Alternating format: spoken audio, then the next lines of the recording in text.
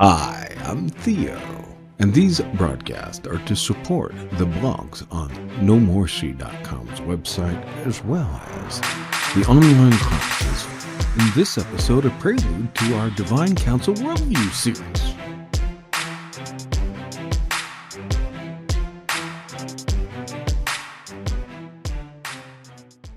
Welcome back to another No More C broadcast. I'm Theo here, checking in and with a little more reflection today and some thoughts as we are in the midst of our Elohim series. It's going to segue into many other series, and I'm looking into the how to introduce the concept of the divine council worldview. Many of my listeners on this channel are going to be familiar with the content from Dr. Michael S. Heiser on this, as I've highlighted him over and over again as segue, partly because pretty much you can type in his name, Dr. Michael S. Heiser, or just Michael S. Heiser or Heiser, space in Google search bar and any topic you want and see. And I only say that, number one, out of respect for him, obviously, but it's not like we're following one person. It's just that Dr. Heiser has made it clear that what he does is he takes so much from scholarship and he then brings it to those who are not in academia. And so with Dr. Heiser, you're not really getting anything new. And I hope you saw that in the Elohim broadcast, that series that we're in the midst of, which, I don't think is going to end. I don't know how many more videos I'll add to it per se, how many episodes, but it's just, it's an ongoing thing that's going to be a key part. And so those who are familiar with Dr. Heiser's work, like The Unseen Realm, once you enter into what he has taught, you can no longer unsee it. And it's just this paradigm shift of how you read the Bible. And one has to understand where we come from when we read the text, what we bring to bear upon the text. And so in the Elohim series, we talked about in Genesis 1, there's so many things brought into the text that the text is not addressing. There's so many questions asked of it that it simply is not answering. And obviously, we've just begun our exploration of Genesis 1. We're only in the first word subject, in a sense.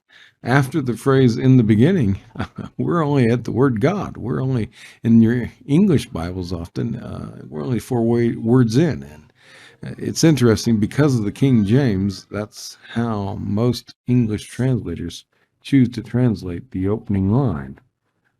Because we're creatures of habit.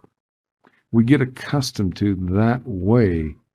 And so because it's out of habit, for many years, we've always said this phrase, in the beginning, God.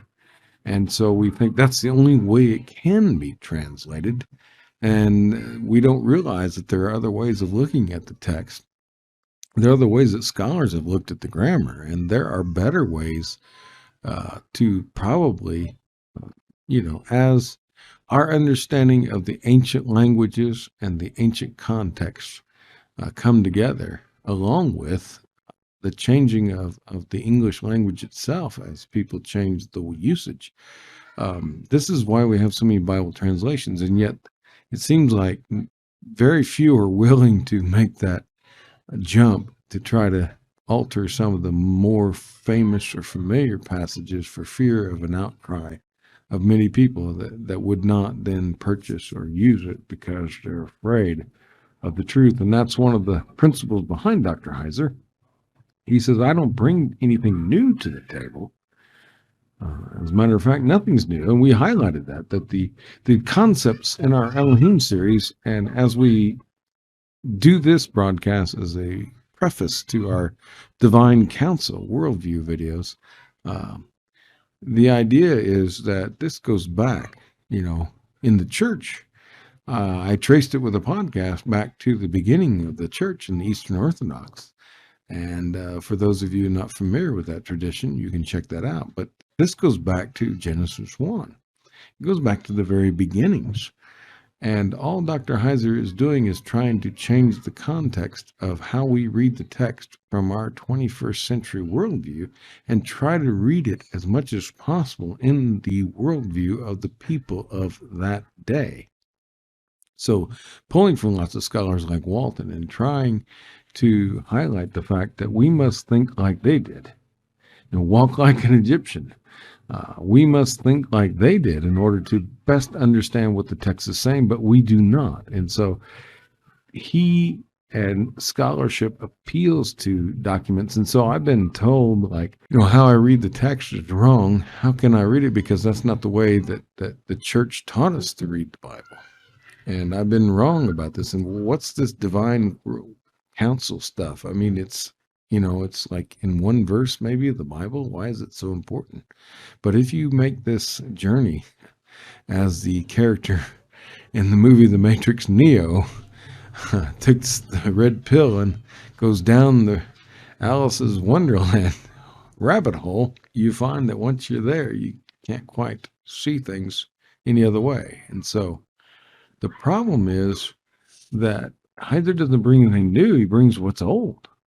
And he is a way to access scholarship. And so, again, his bibliography for this is over 7,000 volumes of peer-reviewed items. And so it would take a lot to go through all that and try to say something else. And many people do, and they don't agree with this idea. Elohim means God. Well, yes, in Genesis 1, that's how it's used. And the majority of the time in the Hebrew scriptures, that's what it means, over 2,300. But there are other cases where there's something else. And so we're trying to figure this out, because we say he's a God of gods. But then what does that mean? And so we spent some time on the idea of monotheism and the post-Enlightenment thought, where we begin to question with modern science and modern sensibilities the supernatural, the existence of a supernatural world. And we made a dichotomy between these monotheistic faiths like Islam or Christianity or Judaism, and said that they're monotheistic. And, I tried to give you all the articles by Dr. Heiser where he addresses these issues, and then you can read his articles and then his footnotes and bibliographies to get to the scholarship that would help you understand why that's a poor choice. And the term is relatively new to the scene when we talk about, thousands upon thousands of years of this discussion. And, the modern thinking is, I need evidence. And if it cannot be understood by my framework, then I just delete it. I just cancel it. And so modern science and modern sensibilities, as I said, cannot grasp an unseen realm. It cannot believe in a supernatural. There must be some sort of evidence for that. And if there is no evidence for that, then, we just discount it. And it's amazing, because once you cross that line, and Christianity tried to, lead the way with science, lead the way with this understanding, and tried to delete many things that they found in the Bible that were tricky. And even our English translations try to reflect something else, so that we do that, and we reflect something else in our English translations, and we read it from our perspective, and we move from, we think, well, though, it can't be polytheism, and we're monotheists. And pretty soon, as I said, we devolve into atheism, because we delete the entire supernatural worldview. And what, Dr. Heiser's work does is delve into the scholarship that lets you know that if you're going to read these texts from the ancient world and if you're going to see our world today, the majority of people in our world who are not in this post-enlightenment Western mentality, or not like communist China that tries to also be atheistic and delete everything. Other than that, the majority of the rest of the world, in what I showed you on the maps, the 1040 window, they still believe in a supernatural worldview. They still have those faith systems in place. And maybe with the advent of the internet and social media and things, people will begin then to start moving away from those things. But it's amazing. That's where the church is vibrant, and the church is dying in the places that have accepted this idea of monotheism. And then we devolve from that into atheism, and we just delete things because I need to see the text from my perspective, and I am no longer interested because I have deleted the supernatural realm. And when I do that, and I begin deleting things, and it just depends on this spectrum of where you are, because obviously if you're still a Christian, you have to at minimum believe at least in God, Jesus as God in some sense. Now there's some aspects of Christianity that do not hold the Trinitarian view, which to me seems almost impossible to be orthodox in any sense. But you do have those that disbelieve in the one supernatural being, and then there's others that say, okay, we can have angels, and we can then, some we have Satan and hell, and some people don't and some people do, and then some people say, well, there's other fallen beings that are, and so we can have ghosts, and we can have different things like that, and the paranormal, and which is interesting. And I would point you out to, if you want some of that, to the Nerdologians podcast, where they get into some of that, and or even Heiser's content here, where he gets into it in his Fringe Pop 321 episodes, or his Paranormal podcast, where he dabbles into the paranormal using peer-reviewed scholarship. Those guys have studied some of the science behind the paranormal, so there is some science behind paranormal activity to let us know that there is something else going on. And from time to time in their podcast, they hit upon it. So you might check that out. But the thing is if we delete, we're deleting all these things because we're scared of them, because, we're taught, again, like a 5-year-old, where do babies come from? We're taught that it's a very simple gospel. We narrow it down to, we cook it down, we boil it down, we make it down to the basics. And so when my wife was feeding my children, there were times she had to chew the food and spit it into my child's mouth so that my child could then eat it and swallow it and digest it and be able to handle it. And, and so my wife still has to, in some sense, help the children along in their eating, because we're in a different setting. So she's even helping me with the food, because the food is so foreign to me. And so I'm trying to adjust to living in a different setting and eating food that's different. Chemically it's all the same, I guess, but it's different foods cooked differently in different ways, and eating even, with different means of eating, that eating ways that we do not eat where I'm from. So I have to enter into this world here, and I have to see things from a different perspective. And it allows me to understand that when we approach the Bible, we have to do the same thing. So the majority of what we're trying to do on this channel, and the majority of what the scholars that we're trying to work with, is to accept the text as it is given, and to accept the text as it's given, and not necessarily to accept it and not be critical of it at all, because we do believe that there are times when those who have understood the text before us did not have enough data points, did not have the background context and things, like archaeology has discovered, scrolls are being found, like the Dead Sea Scrolls, that really helped us. And so these discoveries do help us to better understand the worldview in which the scriptures were produced and the message that God was giving to those people and how he was crafting it better. And so we have a better understanding today than we've ever had. And so we can see some of the mistakes. And we do that. And another criticism that might come on this channel as well is the fact that we turn to other texts that may not be in your Bible. And we're not trying to say that those are God's word necessarily. We're just trying to say that those are touch points that you can use to help us to understand the Bible. So I've been criticized at times because why do you use those texts? They're not the Bible. And I say, well, I would rather turn to these ancient texts that are written at the same time as the Bible as an authority on maybe what the Bible means, rather than using my 21st century mind to read helicopters and submarines, as we have highlighted on this channel, and find those things in the text, because I don't believe those are in the text at all.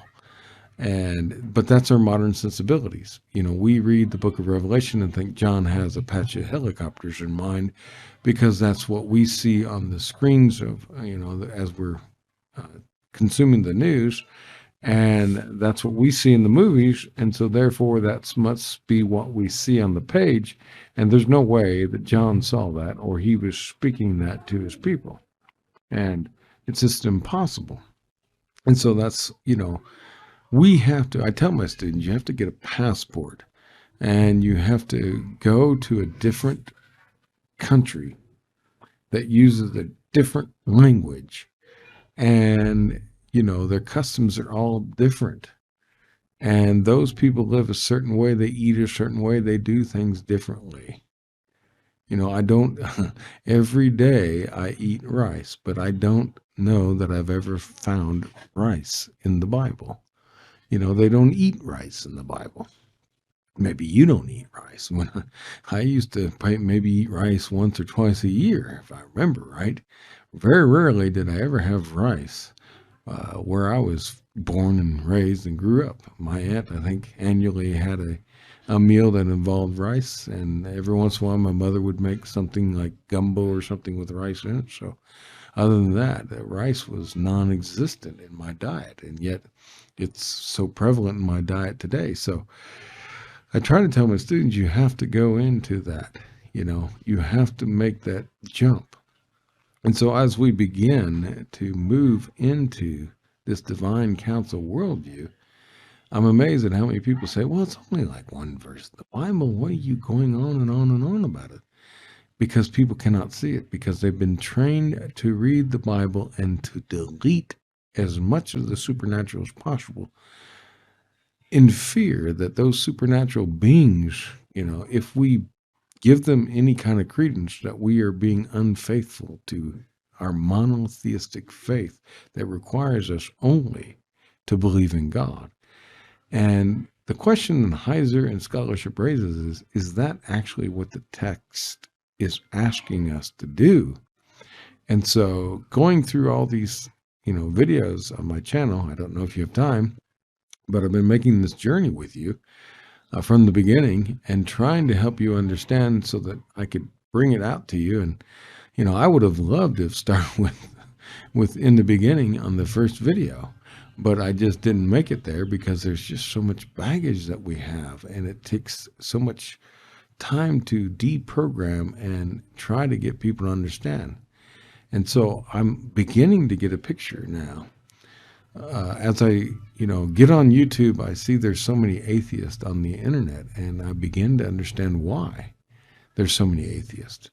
Because if you delete the Bible, boil the Bible down and delete all the supernatural, and you use only a modern sensibility of there is no such thing as a supernatural world, then obviously the Bible becomes boring for you and meaningless. And it reminds me of all the times that I love to deal with my students. And if you go through, we mentioned this in the Jubilee series, but people that are so bored with Leviticus because it's so boring. The reason why Leviticus is so boring and tedious is because we were told that it has nothing to do with us today. It doesn't apply today. And so we don't dig into it. We won't spend time doing memory work or studying it or anything. It's useless. And so if it's useless, it's boring, so why read it? Instead of finding out what the actual message that God was giving to his people and understanding the way in which he delivered that message. So, yeah, my body needs carbohydrates. And if I don't get enough carbohydrates, it could be problematic for my body. And if I don't eat rice, then, and I'm in a place where they eat rice, that could be problematic. So I do need to eat rice here because that's the primary way of getting carbohydrates. And if I don't eat enough carbohydrates, that could be problematic for my health. So, when you get to Leviticus, you need to eat things maybe that you're not familiar with. And you need to discover how God delivers his message of truth through Leviticus in the way that he delivered it. And it may be through eating something that you're not familiar with, but you're going to get the minerals and vitamins and all the things that God requires for your body to operate the same. It's just going to taste different. And you may find you don't like it, and that's fine, but you may actually find out that, hey, I do like this. And you may find out, like I do, when you go home stateside, that things over there you find are less and less enjoyable, and you've gotten accustomed to a new way, and you would prefer to eat or prefer to live a certain way. And you get cultural shock when you go back and try to re-enter your old life and think the way that you used to think and eat the food you used to think, and your body cannot handle it. And it's probably not even as healthy, knowing the lifestyle that I used to live when so this is just some thoughts that I wanted to string together here as a prelude before we go in, that maybe it's the divine counsel worldview is more in view in the text than we give it, because we're just simply not aware that it's there. And so we have not seen it, and it remains unseen. And once you do see it and you are able to pique your senses, and then it comes on your radar and then you'll begin to see it, not on every page, but you'll begin to see it more prevalently in your Bible.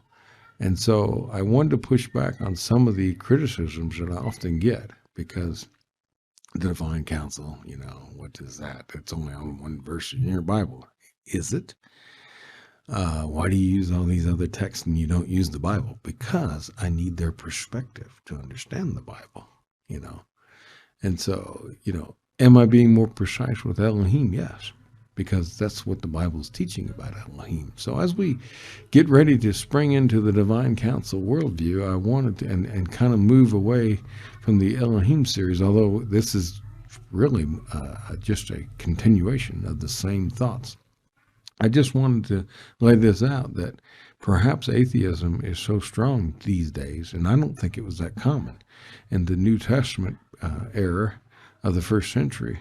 To be an atheist meant to be someone like a Christian who didn't believe in all the other gods and worship them. And you were considered an atheist because you didn't believe in the gods, plural, and worship and pay homage to them like you should. But you still believed in the supernatural. You still believed in the supernatural worldview the Bible presents. So that's the problem today. The Bible is so boring for atheists that they leave the faith because it means nothing to them, because they're missing some key pieces to make them able to understand what the message of the Bible truly is all about and what it is saying. And because they have deleted a vast portion and they demand evidence, and it's just like trying to read the Bible without what the main point is, it's kind of hard to even understand the Bible. So it's easy to criticize it. It's easy for the Bible to be boring and to have no more influence in your life because you have scientifically deleted a vast majority of what the Bible is speaking upon as being fairy tales. And so it becomes a fairy tale. And the way that we got to this point was so many people had already deleted many of the steps before. And it was just a matter of time. And it was just a matter of teleology. Telos, that we were headed in that direction by removing all these things because we feared them rather than respected them, met them with the truth, and spoke into them with God's understanding of how He parses this. Now the Bible addresses this, and we made up our own systems, and we filter out so much that the Bible becomes Leviticus for everyone. The whole Bible is Leviticus now, and it doesn't have any meaning. And I would push back that the Bible has meaning and Leviticus has lots of meaning. And the reason why is that we've lost touch with the way the Bible speaks, and we can no longer understand it, and it has become boring and useless to us. Thank you very much, and God bless you for listening. Stay tuned for more episodes in videos to help you with your journey from nomorec.com.